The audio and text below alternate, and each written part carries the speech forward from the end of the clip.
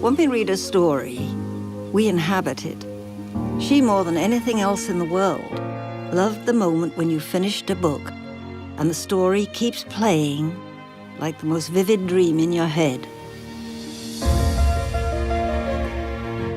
You live on your own, don't you? You've just moved into the old house. Yes, I'm the one opening the little bookshop. Many of us are not at all convinced by the sudden transformation of the old house into a shop. You do understand, don't you? Dear madam, no one has plucked up courage enough to sell books in this forsaken coin of the world. My first customer.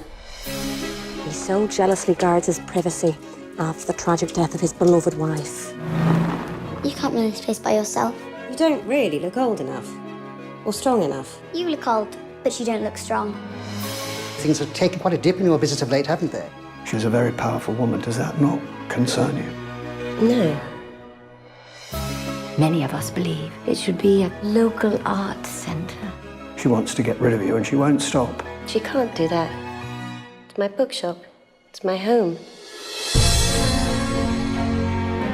Leave her alone. The woman's done nothing to you. You mustn't speak to me that way. I could just put a bullet through her. There's a possible buyer for your shop. The shop is not for sale. Surely you have to succeed if you give everything you have. I've only done what I felt was right. You make me believe once more in things I thought forgotten. Well, there's life, there's hope. God, what a horrifying thought.